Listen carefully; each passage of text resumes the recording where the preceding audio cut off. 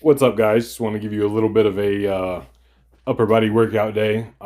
This is not like my primary training right now. I needed a break from the more CrossFit stuff I'm doing at the moment.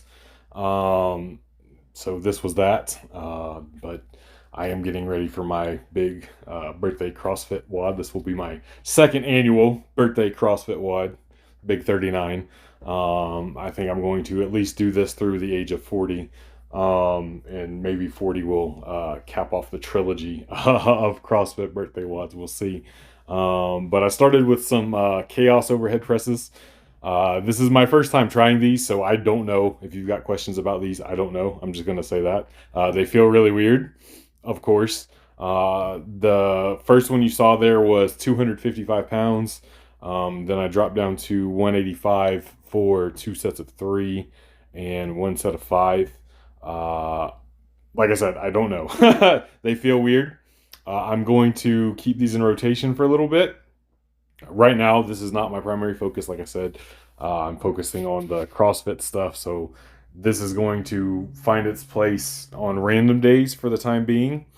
But it's something that once I get the CrossFit thing done, I think I might, have these like as my primary upper body movement for, a month, month and a half, 2 months maybe, and see what I get out of them, and then maybe transition straight from them to an OHP block. I don't know. I kind of want to do incline log press again, so I've got that looming as well. But in the meantime, I'm gonna give those a whirl.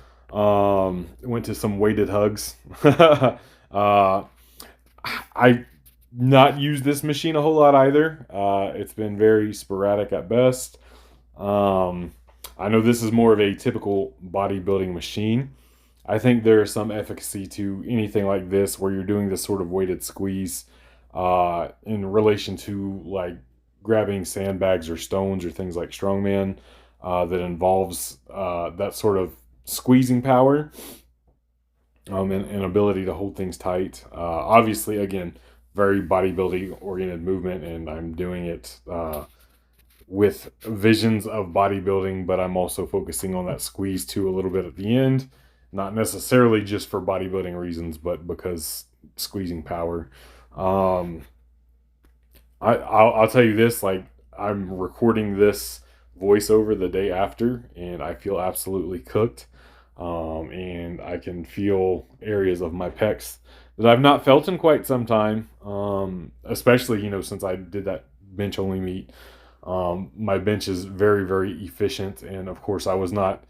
When you're training for maximum power output, you're not really going to failure a lot. You're near failure in the sense of you're using higher percentages, but you're not really training them in the capacity of going to failure. You're doing singles and doubles and such like that, and more so getting the neuromuscular side of things in order, prepared to move as heavy a weight as possible, not necessarily focused on feeling them out or muscle growth or things of that nature. Though some of that will occur, of course. That was that. It's curl machine, and I'm not showing every single set I did. I just want to put that out there. Like I didn't do just like one set of each movement and move on. I did three sets of all of these. Use the curl machine. I just didn't feel like loading up the curl bar, to be honest with you, and sitting at the preacher curl machine or preacher curl stand rack, whatever you call it.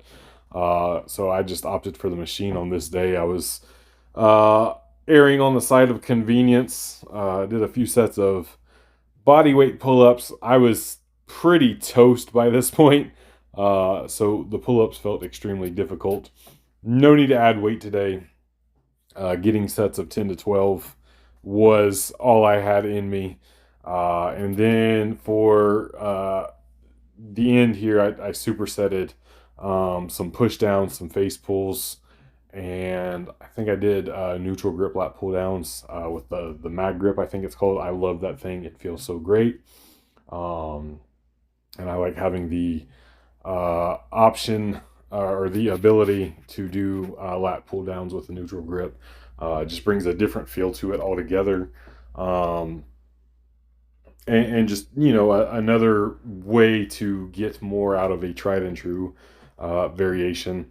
My push downs and my face pulls, I will typically do in 20 reps plus, as you see here.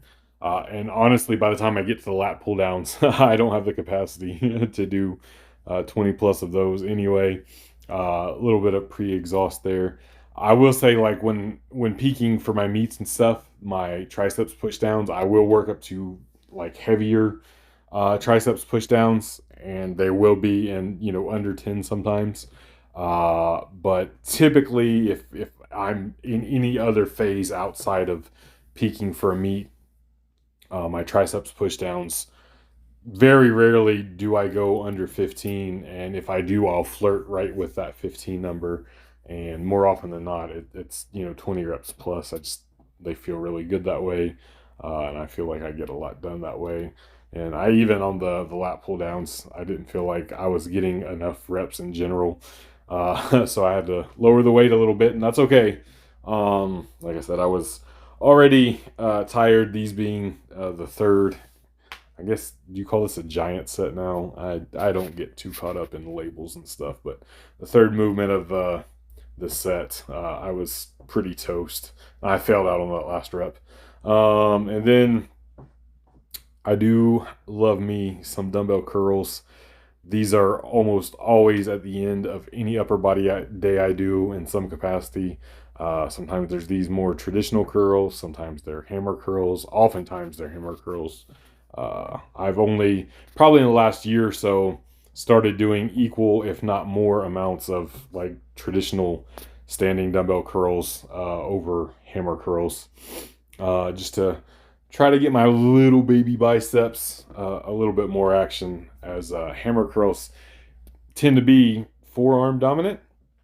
And I've never, again, really done them for training the muscle. It's always just been to keep my biceps happy and tendonitis away from my elbows. So that's it, y'all. Peace.